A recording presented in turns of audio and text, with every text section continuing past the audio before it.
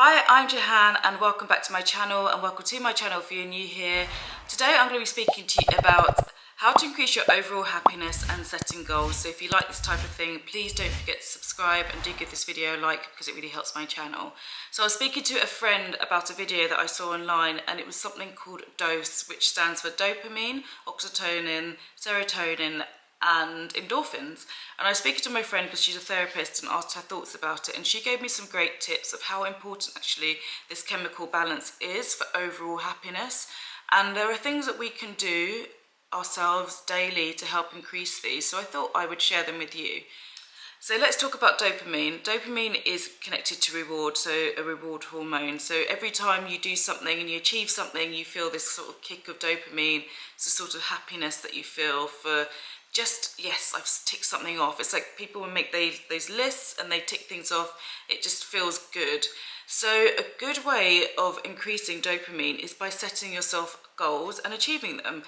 But that does sound a bit like, oh, I want to run a marathon or something like that. No, it doesn't have to be a huge goal like that. They are small goals every day, because what you want to do is try and actually change the neural pathways in your brain, and the more you achieve, the stronger they get. So you can break off pathways and you can create new pathways of change of thought by just creating the habit around it. So it can be goals as small as, I'm going to wake up at 6 o'clock, I'm going to sit outside for 15 minutes, I'm going to make my coffee, and just planning your day and planning these small achievements throughout the day will eventually change your neural pathways, make them stronger, and increase the hit of dopamine you get every time. It's as simple as that. And actually, that makes so much sense when you put it just like that. And for me, it's really made me think and reflect around just my day and not seeing it as what I haven't achieved that day, but looking at all the things that you have achieved.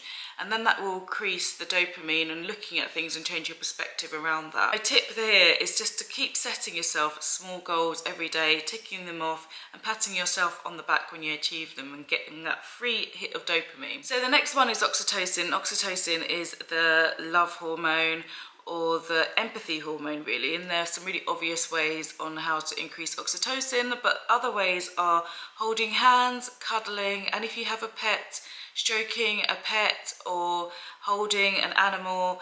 These all increase that feeling of oxytocin in the body, which again is really important. Human contact or just contact in that way is really important. So go and give somebody a hug that you haven't given a long time and feel the oxytocin flow. So the next one is serotonin, and I think this is one of the ones that we've heard so many times.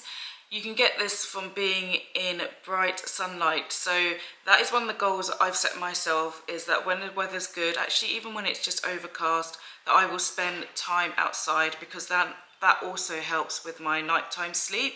Because if I don't get time outside, then my brain doesn't necessarily realise when it's in that rhythm of daylight and nighttime, especially as I do so much computer work and I'm looking at blue screens and fake lights. So getting your dose of sunlight is so important. As you probably know, many cases of seasonal depression, they're advised to go and spend time in bright light. You can buy these bright lights because that is how important it is for you to be in that bright light. So whilst the weather is good and when the seasons change, go outside, spend some time outside in the sun. So one thing that we did have a really good discussion around is around 90% of the serotonin is in your gut. So gut health is really important.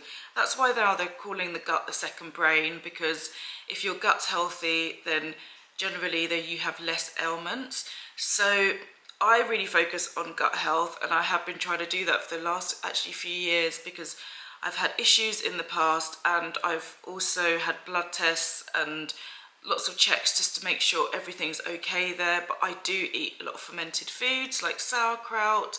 I love fermented food, and fermented food like kimchi too, Korean kimchi, is really good for your gut.